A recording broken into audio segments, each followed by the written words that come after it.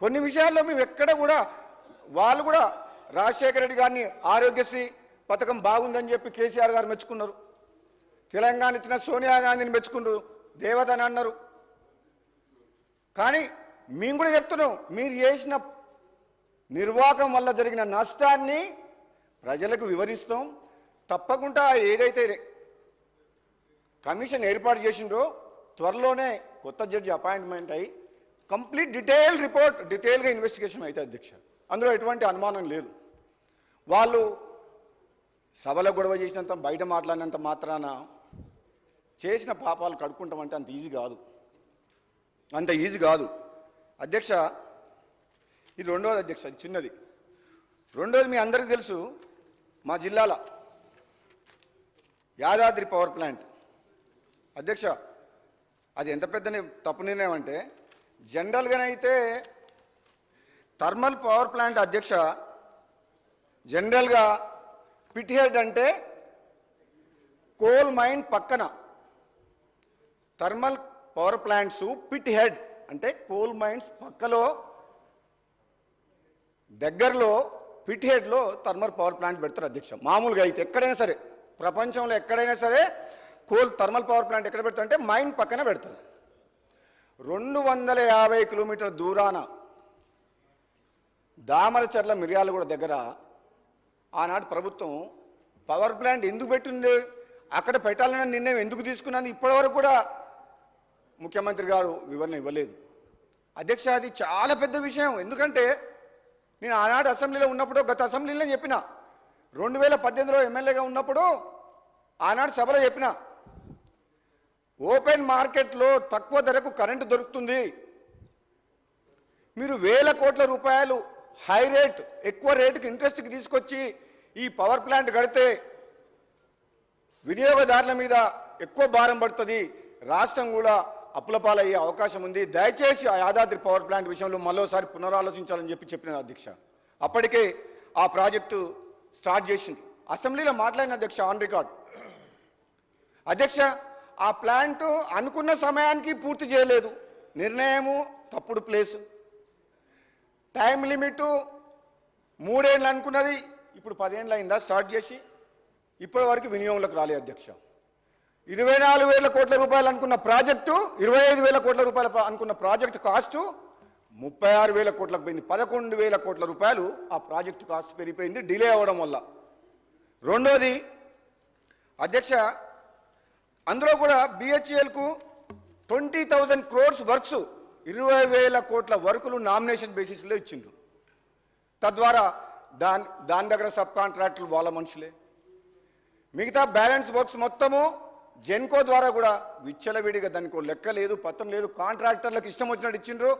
అది మంత్రి గారు ఒప్పుకున్నా, మాజీ మంత్రి గారు ఒప్పుకోకున్నా, నాకు అర్థమైన విషయం చెప్తున్నా అధ్యక్ష, చాలా అంటే పారదర్శకత లోపించి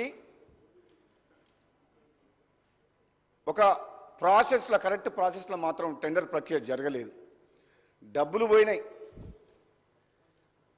అప్పుల పాలైంది, కరెంటు రాలేదు. మరి ఎవరు భరించాలి అధ్యక్ష?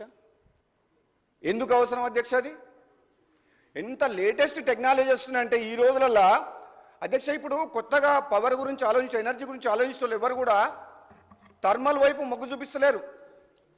ముఖ్యంగా ఇంకో విషయం అధ్యక్ష, ఆ ప్లాంట్ పెట్టేటప్పుడు ఇంకో విషయం కూడా చెప్పిండ్రు. రాష్ట్ర పునర్విభజన చట్టంలో చాలా క్లియర్గా, యూపీఏ ప్రభుత్వంలో పునర్విభజన చట్టంలో ఉంది, రామగుండంలో 4,000 మెగావాట్ల పవర్ ప్లాంట్ ఏర్పాటు చేయాలని చెప్పి తెలంగాణ కోసం. అప్పటికి 1,600 మెగావాట్లు వచ్చిన తర్వాత మిగతా 2,400 మెగావాట్లు కూడా నిన్న కూడా కిషన్ రెడ్డి గారు మాట్లాడి ఈరోజు పేపర్లో చదివినా, అసలు మీకు కావాలన్నా ఇప్పటికి 4 సార్లు లేఖ రాసిండ్రు ఎన్టీపీసీ స్టేట్ గవర్నమెంట్కు. ఏమని? ఆ 2,400 పవర్ మెగావాట్స్ మీకు కావాలన్నా వద్దా, మేము ఇతర రాష్ట్రాలకు ఇవ్వాలన్నా అని. దానికి ఆన్సర్ చేయలే. యాక్చువల్గానైతే వాళ్ళు ఎన్టీపీసీ అప్పు తెచ్చుకొని, వాళ్ళు ఖర్చు పెట్టి, వాళ్ళు డబ్బు తెచ్చుకొని కట్టి 2,400 మెగావాట్స్ మనకి ఇస్తామంటే వద్దని యాదాద్రి పవర్ ప్లాంట్ అప్పు తీసుకొచ్చి కట్టిండ్రు, కానీ స్టార్ట్ కాలేదు. మన పునర్విభజన చట్టంలో ఉంది, మనకు పవర్ వస్తుంది, వాళ్ళ డబ్బుతో కడతామంటున్నారు, పవర్ సప్లై చేస్తామంటున్నారు, రామగుండం మైన్ ఏరియాలో ఉంది, ఇంత కష్టపడి ఇక్కడ యాదాద్రిలో కట్టాల్సిన అవసరం ఏముంది? అధ్యక్ష, కొన్ని వేల కోట్లు ప్రజాధనము వృధాగా ప్రజల సొమ్ము పోయి వినియోగదారుల మీద మన విద్యుత్ సంస్థలని నష్టాలు పోయి డోల్ డ్రమ్స్లో పడిపోతుంటే మాకు బాధ అనిపించదు అధ్యక్ష. చెప్పడం ధర్మం కదా అధ్యక్ష. మీ ద్వారా తెలంగాణ ప్రజలు కూడా ఒకసారి ఆలోచించాలి.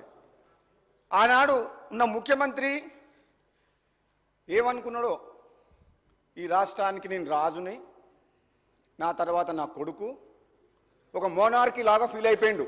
ఎవరు మాట్లాడేది లేదు, నా నిర్ణయం ఫైనల్, మేము ఎవరి మీద డిపెండ్ కాము, మేము భారతదేశంలో అంతర్భాగం కాదు, ఇది తెలంగాణ రాజ్యానికి నేను రాజును అనే ఫీలింగ్లో నిర్ణయాలు తీసుకుండు. నిజంగానే అధ్యక్ష, ఈ నిర్ణయం అయితే ఈ యాదాద్రి పవర్ ప్లాంట్ నిర్ణయం, కాళేశ్వరం ప్రాజెక్టు నిజం మాత్రం 100% ఆయన ఆలోచన ప్రకారం నడిచింది తప్పితే ఆయన లేకుంటే ఈరోజు సభలో వేరే వాళ్ళు మాట్లాడతామంటే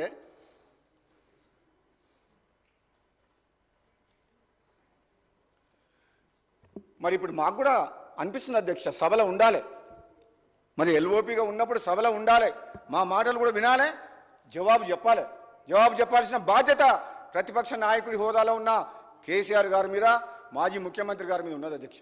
ఆయన తెలంగాణ ఉద్యమంలో ఉన్నప్పుడు మేము పార్టీలు వేరైనా ఆనాడు పార్లమెంట్ సభ్యులుగా మేము అందరం కలిసి పార్లమెంట్ సభ్యులుగా తెలంగాణ కోసం కొట్లాడి ఆయన డైరెక్షన్లో కూడా పనిచేసాం అధ్యక్ష. తెలంగాణ రాష్ట్రం కోసం, తెలంగాణ ఉద్యమం కోసం కొట్లాడుతుందని చెప్పి అంత గౌరవం ఉండే. కానీ తెలంగాణ రాష్ట్రం ఇచ్చిన కాంగ్రెస్ పార్టీని కాదని తెలంగాణ ప్రజలు కేసీఆర్కి అధికారం కట్టబెట్టినా బాధపడలే అధ్యక్ష. కానీ ఈ 10 ఏళ్ల పాలనలో ఒక అహంకారపూరితంగా నిర్ణయాలు తీసుకొని బాధ్యతారహితంగా నిర్ణయాలు తీసుకోవడం వల్ల రాష్ట్రం అప్పుల పాలై ప్రజలు కష్టాలు పడుతుంటే ఈరోజు జీతాలు ఇవ్వలేని పరిస్థితి, డబ్బులు ఇవ్వలేని పరిస్థితి, రాష్ట్రంలో టెండర్లు వేస్తే ఒక కాంట్రాక్టర్ కూడా రోడ్ వర్క్ టెండర్ ఏమంటే కూడా నేను వేయను అంటుండు, బిల్లులు రాక 2-3 ఏళ్ళు అయిందని. అంటే వ్యవస్థ మొత్తం కూలిపోయింది అధ్యక్ష. అటువంటి రాష్ట్రం, ఒక మిగులు బడ్జెట్తో ఉన్న రాష్ట్రాన్ని ఒక కాంట్రాక్టర్ లేడు, ఒక డిపార్ట్మెంట్ లేదు, ఏ డిపార్ట్మెంట్లో పో వేల కోట్ల రూపాయలు బాకీలు ఉన్నాయి. వాళ్ళందరికీ ఏం చెప్పాలి అధ్యక్ష? ఎట్లా నడిపించారు అధ్యక్ష వాళ్ళు ప్రభుత్వాన్ని 10 ఏళ్ల పాటు? ఒక ఫ్యామిలీ రూల్ లాగా వాళ్ళకొక్కరికే పవరు. ఆనాడు ప్రభుత్వంలో ఉన్నప్పుడు మంత్రులు, ఎంపీలే కాక ఐఏఎస్ ఆఫీసర్లతోటి కాలు మొక్కించిన చరిత్ర ఇదా ప్రజాస్వామ్యం అంటే? ఇందుకోసమైనా తెలంగాణ వచ్చింది అధ్యక్ష? ఐఏఎస్ ఆఫీసర్లు కాలు మొక్కుతారా అధ్యక్ష? ఆఫీసర్లతో కాలు మొక్కించుకుంటారా? బ్యూరోక్రాట్స్తో కాలు మొక్కించుకున్న చరిత్ర ఎంత బాధాకరం అంటే నిజంగా అమరవీరుల ఆత్మ క్షోభిస్తుండొచ్చు అధ్యక్ష. ఇది కాదు తెలంగాణ అధ్యక్ష. మేము కోరుకునే తెలంగాణ, ప్రజలు కోరుకునే తెలంగాణ ఇది కాదు. కాంగ్రెస్ పార్టీ తెలంగాణ వీళ్ళ కోసం ఇవ్వలేదు.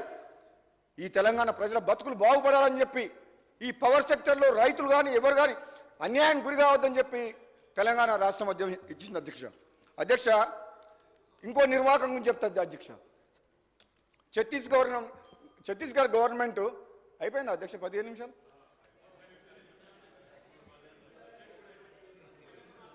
అంటే అధ్యక్ష, వీళ్ళు చేసిన పాపాల గురించి చెప్పాలంటే గంటలు తరబడి మాట్లాడవచ్చు. నిజంగా చెప్పాలంటే మాత్రం గుండె తరుక్కపోతుంది అధ్యక్ష, గుండె తరుక్కపోతుంది, బాధ అనిపిస్తుంది. ఆవేదనతోటి బాధతోటి మాట్లాడుతున్న మాటలే తప్పితే వాళ్ళని నిందించాలని, వాళ్ళని విమర్శించాలన్న ఏమాత్రం ఆలోచన, ఉద్దేశం లేదు అధ్యక్ష.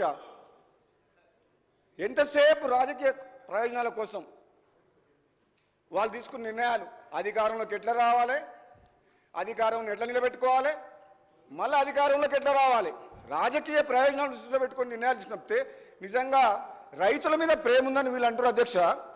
రైతు ప్రభుత్వం అంటారు అధ్యక్ష. రైతుల కోసం మీటర్లు పెట్టకుండా కొట్లాడినమంటారు అధ్యక్ష. అధ్యక్ష, 10 ఏళ్ల పాటు మీ నియోజకవర్గంలో కూడా అధ్యక్ష ఒక మాట, ఇప్పటికి కూడా తెలంగాణ గ్రామాల్లో, మన గ్రామాల్లో ఇళ్ల మీద కరెంటు వైర్లు ఉన్నాయి అధ్యక్ష. షిఫ్టింగ్ చేయమని ప్రతి ఊర్లో అడుగుతారు. లైన్ షిఫ్ట్ చేసిన అధ్యక్ష, ప్రతి పల్లెటూరులో లైన్లు షిఫ్టింగ్ చేసిండ్రా?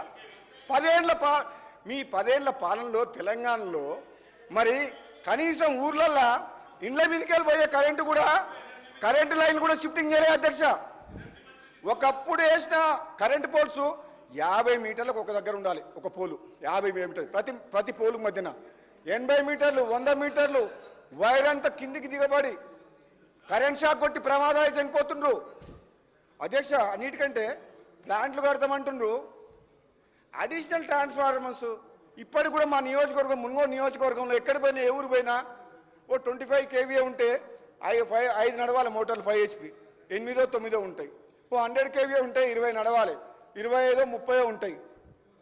అడిషనల్ ట్రాన్స్ఫార్మర్లు ఇవ్వలేని దుస్థితి గత 10 ఏళ్లలో. ఫోన్ లైన్ షిఫ్ట్ చేయలే ఇండ్ల మీదకి వెళ్ళి, అడిషనల్ పోల్స్ ఇచ్చి కరెంటు కూడా సక్రమంగా రైతులకు కరెంటు సరఫరా చేయలే. అన్ని ప్రమాదాలు ఎక్కడ పోయినా ఊర్లలో. అది అడుగుతలేదు అధ్యక్ష, మీకు తెలియదు అధ్యక్ష, ఇక్కడ ఉన్న సభ్యులందరికీ తెలుసు వాళ్ళ నియోజకవర్గాల్లో డే టు డే ప్రాబ్లమ్స్. అధ్యక్ష ప్రజలు కోరుకునేది, రైతులు కోరుకునేది, గృహ వినియోగదారులు కోరుకునేది కరెంటు కావాలి, నాణ్యమైన కరెంటు కావాలి, సేఫ్ కరెంటు కావాలి. అంటే సేఫ్గా కరెంటు కావాలనుకుంటున్నారు. ఇంటి మీదకి ఎక్కితే వైర్లు లాగుతాయి, పిల్లలు పైకి ఎక్కితే భయపడతారు తల్లిదండ్రులు. పొలాల దగ్గరికి పోతే షాక్. మా సొంతం చిన్నాన అల్లుడు అధ్యక్ష, సొంతం చిన్నాన అల్లుడు గుడ్డి మల్కాపురంలో ఆదిరెడ్డి అని మా సిస్టర్ హస్బెండ్ షాక్ కొట్టి చనిపోయిండు. నేను ఎమ్మెల్యేగా ఉన్నప్పుడు దిక్కు లేదు. ఆయన డెడ్ బాడీ పడి ఉంటే నేను పోయేంత వరకు కూడా అధికారులు ఆనాడు 2019లో. అంటే ఎంత నిర్లక్ష్యపూరితంగా గత ప్రభుత్వం రైతులకు ఇస్తున్నామంటారు కరెంటు. ఎక్కడ 24 గంటలు. మా సోదరుడు వెంకటరెడ్డి గారు స్వయాన సబ్స్టేషన్ పోయి లాగ్ బుక్ ఓపెన్ చేసి 14 గంటలు అనేది ప్రూవ్ చేసింది సార్ అధ్యక్ష వెంకటరెడ్డి గారు. వీళ్ళు ఎప్పుడు చెప్పినా కానీ మేము 24 hours కరెంటు 24 గంటలు ఇచ్చినామని చెప్పి 10 ఏళ్ల పాటు చెప్పుకున్నారు. కానీ మీరు 24 గంటలు ఇవ్వలేదన్న విషయం మీకు తెలుసు. అది స్వయంగా సోదరుడు వెంకటరెడ్డి గారు ప్రూవ్ చేసిండు కూడా సబ్స్టేషన్ పోయి. అధ్యక్ష వీళ్ళు చేసిన ఇంకొక నిర్వాహకం ఏంటంటే, మరి మాజీ మంత్రివర్యులు మన జగదీశ్వర్ రెడ్డి గారు ఒక్కడే ఊరు మా జిల్లాలో, పాపం ఆయన ఒక్కడే బాధ అనిపిస్తుంది. ఒక్కడే అధ్యక్ష. ఆయన అంతకుముందుకేమో 12 మంది ఉండే, 12 పోయి ఒక్కడే అయిపోయింది పాపం. ఎమ్మడే ఎవరు లేరు. అంతకుముందుకున్న మా ఎమ్మెల్యేలు కూడా తీసుకుపోయినరు. అయితే ఆయన మంత్రిగా ఉన్నప్పుడు మరి ప్రభుత్వం ఈ ఛత్తీస్గఢ్ విషయంలో అధ్యక్ష 1000 మెగావాట్లకు పవర్ కొంటామని చెప్పి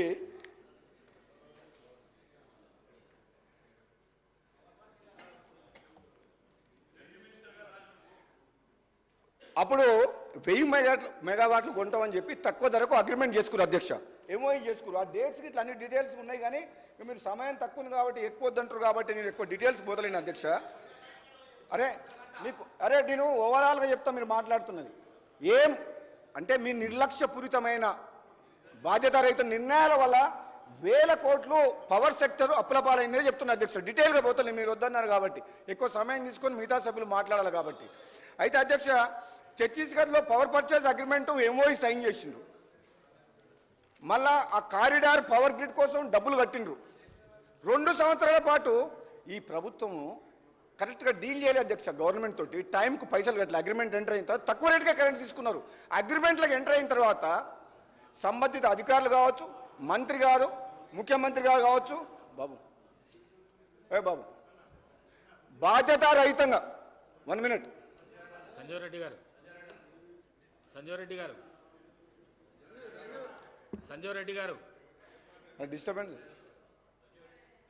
అధ్యక్ష. ఛత్తీస్గఢ్ విషయంలో ఛత్తీస్గఢ్ గవర్నమెంట్ తోటి ఒక బాధ్యతాయుతంగా ఒకవేళ వీళ్ళు కరెక్ట్గా ఇట్లా ప్రవర్తించుంటే చేసుంటే అది తక్కువ రేటు కరెంట్ అధ్యక్ష. వీళ్ళు ఎంఓఐ చేసుకొని కూడా కరెక్ట్గా డీల్ చేయకపోవడం వల్ల, సమయానికి పైసలు కట్టకపోవడం వల్ల నష్టపోయింది. డిస్ప్యూట్ వచ్చింది, ఆగిపోయింది. వాళ్ళు బయట ఎక్కువ రేటుకి అమ్ముకుంటున్నారు. నష్టపోయింది ఎవరు అధ్యక్ష? మనం తెలంగాణ రాష్ట్ర ప్రభుత్వం. అంటే మీరు ప్రభుత్వంలో ఉన్నది, అధికారంలో ఉన్నది, బాధ్యతగా పనిచేయమని చెప్పి తెలంగాణలో 2వ కూడా అధికారం ఇచ్చి తప్పితే ఇంత నిర్లక్ష్యంగా పనిచేస్తారని ఎవరు ఊహించలేదు అధ్యక్ష. అప్పుడు మాకు మీరు స్పీకర్ స్థానంలో మీరు లేరు అధ్యక్ష. మేము ఆడు ఉన్నాం 6గురము. ఇప్పుడు వాళ్ళు మాట్లాడుతురు కానీ, అంత మాట్లాడుతురు ఇంత మాట్లాడుతురు కానీ ఒక్క నిమిషం కూడా మైకి ఎక్కిపోయేటోళ్ళు. ఒక్క నిమిషం మాట్లాడకపోతే ప్రాబ్లం చెప్పితే డిబేట్ కావద్దు, మైక్ కట్, లేదంటే ఇక్కడి నుంచి 100 మంది లేచేవాళ్ళు, కొన్నిసార్లు అయితే నన్ను కొడతందుకే వచ్చారు అధ్యక్ష. 100 మంది కౌరవులాగా మీదికి పంచపాండవులా 6 ఉంటే నన్ను కొడతందుకు వచ్చిన మీదికి. ఎంత దుర్మార్గమైన పరిపాలన నేనెప్పుడు చూడలే.